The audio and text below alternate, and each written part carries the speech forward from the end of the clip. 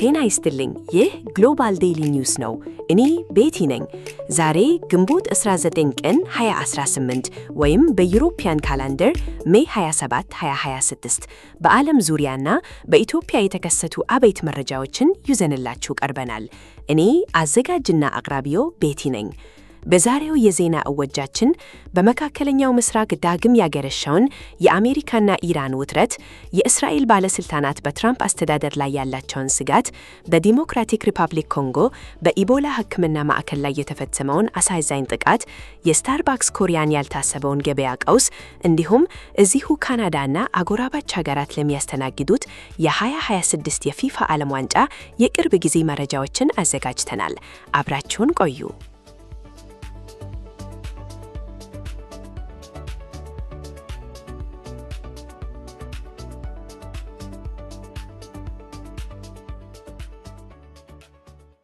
ወደ መጀመሪያው መረጃችን ስናልፍ በመካከለኛው ምስራቅ ያለው ውጥረት አዲስና እጅግ አስጋሪ መልክ ይዟል።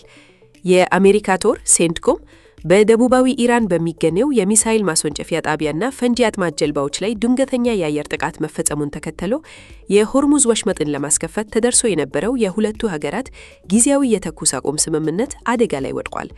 ፕሬዚዳንት ዶናልድ ትራምፕ ከቴህራን ጋር እየተደረገ ስላለው ድርድር ሲናገሩ አሜሪካ ጥቅሟን የሚያስከብር ጥሩ ስምምነት ካልተገኘ ምንም አይነት ስምምነት አታደርግም፣ ጉድ ዲል ኦር ኖ ዲል በሚለው ጽኑ አቋማቸው መጽናታቸውን በድጋሚ ገልጸዋል።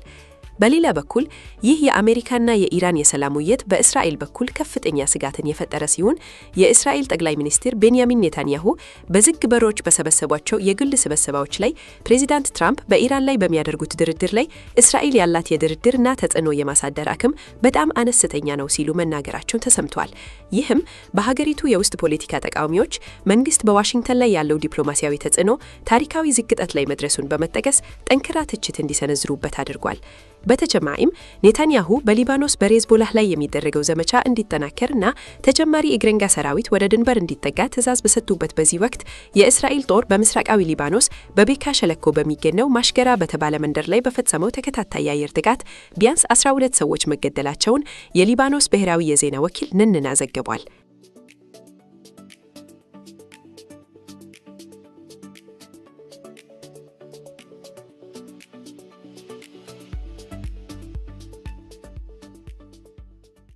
ከመካከለኛው ምስራቅ ወጣ ስንል በዩናይትድ ስቴትስ ያለው የፖለቲካ ትኩሳት እጅግ በጠንካራ ሁኔታ ቀጥሏል። ዛሬ በቴክሳስ ግዛት የሪፐብሊካን ፓርቲ የሴኔት እጩን ለመለየት በሀገሪቱ ታሪክ እጅግ ውድ የሆነውና ከ120 ሚሊዮን ዶላር በላይ የፈሰሰበት ወሳኝ የድጋሚ ምርጫ ራኖፍ እየተካሄደ ይገኛል። ይህ እጅግ ብርቱ ፉክክር እየተደረገ ያለው ላለፉት 24 ዓመታት በስልጣን ላይ በቆዩት ነባሩና ተደማጩ ሴኔተር ጆን ኮርኒን እንዲሁም በሀገር አቀፍ ደረጃ በወግ አጥባቂ የሕግ ክሶች በሚታወቁትና በበርካታ የውስጥ ውዝግቦች ውስጥ በቆዩት የግዛቲቱ ጠቅላይ አቃቤ ሕግ ኬን ፓክስተን መካከል ሲሆን ማክሰኞው ግንቦት 19 ቀን 2018 ዓመት ሜይ 19 2026 ፕሬዚዳንት ዶናልድ ትራምፕ ለኬን ፓክስተን እውነተኛ የማጋ ተዋጊ በማለት የሰጡት ዘገይቶ የመጣ ይፋዊ ድጋፍ ለፓክስተን የምርጫ ቅስቀሳ ትልቅ መነቃቃትን ፈጥሯል። ይህ በፓርቲው የሊበራልና የጽንፈኛ ወገኖች መካከል የሚደረግ ፍልሚያ ተደርጎ የተወሰደው ውድድር አሸናፊው በኖቬምበር በሚደረገው አጠቃላይ ምርጫ ታዋቂውን የዴሞክራቲክ ፓርቲ ተወካይ ጄምስ ታላሪኮን የሚገጠም ሲሆን ክስተቱ የትራምፕን በሪፐብሊካን ፓርቲ መሰረትና መራጮች ላይ ያለውን ፍጹም የፖለቲካ የበላይነትና ተጽዕኖ በድጋሚ የሚፈትሽ በመሆኑ በመላው አሜሪካ ከፍተኛ ትኩረትን ስቧል።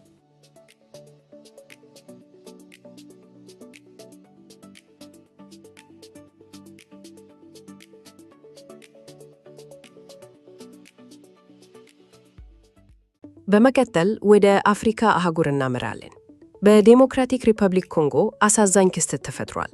በምስራቃዊ ኮንጎ በሚገኘው የሞንጉቧሉ አጠቃላይ ሆስፒታል የኢቦላ ሕክምና ማዕከል ላይ የታጠቁ ወጣቶች ድንገተኛ ጥቃት ፈጽመዋል። ወጣቶቹ የሞቱ ዘመዶቻቸውን አስከሬን እንዲሰጣቸው በመጠየቅ የተጎሱ ሲሆን በዚህም ምክንያት ታካሚዎችና የሕክምና ባለሙያዎች አካባቢውን ለቀው ለመሰደድ ተገደዱ። የዓለም ጤና ድርጅት ይህንን የኢቦላ ስርጭት በጣም ከፍተኛ አደጋ ሲል የፈረጀው ሲሆን እንዲህ ያሉ ጥቃቶች በሽታውን ለመቆጣጠር የሚደረገውን ጥረት በእጅጉ እየጎዱት ይገኛል።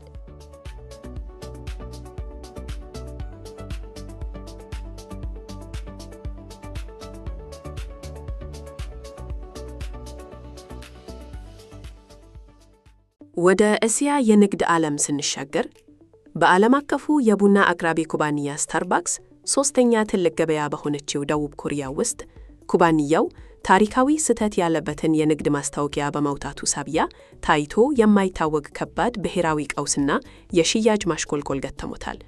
ቀውሱ የተከሰከሰው ስታርባክስ ኮሪያ በዚሁ በያዝነው ግንቦት ወር አዲስ ላስተዋወቀው የቲምብለር ስኒዎች ሽያጭ የተጠቀመበት ታንክ ዴይ የተሰኘው የማስታወቂያ ዘመቻ እኔ በ580 በጓንግጁ ከተማ የተካሄደውን የዴሞክራሲ ንቅናቄ በወታደራዊ ታንኮች የጨፈለቀውን አምባገነናዊ ጭፍጨፋ መታሰቢያ ቀን ሜይ 18 ላይ ያነጣረ በመሆኑ እና በማስታወቂያው ላይም በጠረጴዛው ላይ ታክ በሚል ድምፅ አስቀምጠው የሚል የ587ን የተማሪ አክቲቪስት ማሰቃየትና መግደል ክስተት የሚያቃልል መፈክር በመጠቀሙ ነው።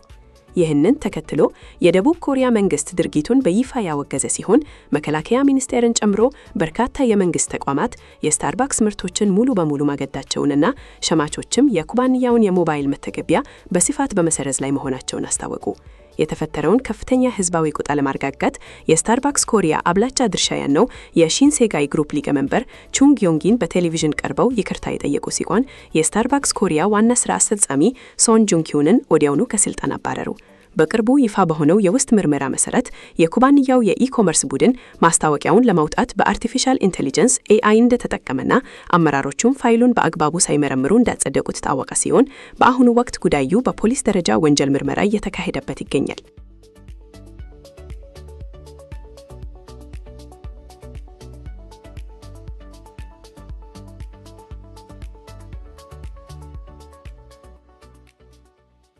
በመጨረሻም ወደ ስፖርት ዜናችን እናምራ። መላው የዓለም ስፖርት ወዳጅ በከፍተኛ ጉጉት የሚጠበቀውና በታሪክ ለመጀመሪያ ጊዜ 48 ብሔራዊ ቡድኖችን አሳትፎ በሰሜን አሜሪካ አህጉር የሚካሄደው የ2026ቱ የፊፋ ዓለም ዋንጫ ሊጀመር ቀናቶች ብቻ ቀርተውታል። ውድድሩን በጋራ ከሚያስተናግዱት ታዋቂ ከተሞች መካከል አንዷ የሆነችው የካናዳዋ ቶሮንቶ 6 ታላላቅ የምድብና የጥብቅ ማጣሪያ ጨዋታዎችን ለማስተናገድ በቢኤምኦ ፊልድ ስታዲየም ላይ ወንበሮችን ቁጥር ወደ 45,000 ከፍ በማድረግና ሰፊ የትራንስፖርት ማሻሻያዎችን በመተግበር የመጨረሻ ምዕራፍ ዝግጅቷን አጠናቃለች። ይሁን እንጂ ከስታዲየም ውጭ ያሉ ተለዋዋጭ ሁነቶች በቡድኖቹ ዝግጅት ላይ ተጽዕኖ ማሳረፋቸው አልቀረም።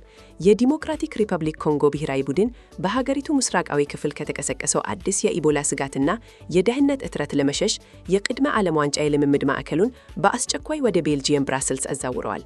በተመሳሳይ በካታር የነበረውን የልምምድ ማዕከሉን በአሜሪካ ለመቀጠል አቅዶ የነበረው የኢራን ብሔራዊ ቡድን በአሜሪካና በኢራን መካከል በቅርቡ በተቀሰቀሰው ወታደራዊ ውጥረትና የቪዛ እገዳ ሳቢያ የልምምድ ማዕከሉን ወደ ሜክሲኮ ሜሪዳ ከተማ ለመቀየር መገደዱ በዓለም አቀፍ የስፖርት ተንታኞች ዘንድ ከፍተኛ ትኩረትን ስቧል።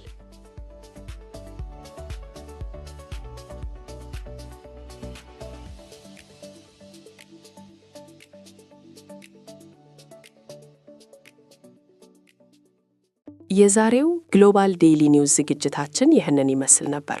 ወቅታዊ እና ዕለታዊ የሆኑ ዋና ዋና የዓለም አቀፍና የአገር በቀል ዜናዎችን ለማግኘት ፖድካስታችንን በስፖቲፋይ፣ በዩቲዩብ፣ በአይሃርት ሬዲዮ እና በአፕል ፖድካስት ሰብስክራይብ እና ፎሎ በማድረግ የፕሮግራማችን ተከታታይ እንዲሆኑ እንጋብዛለን።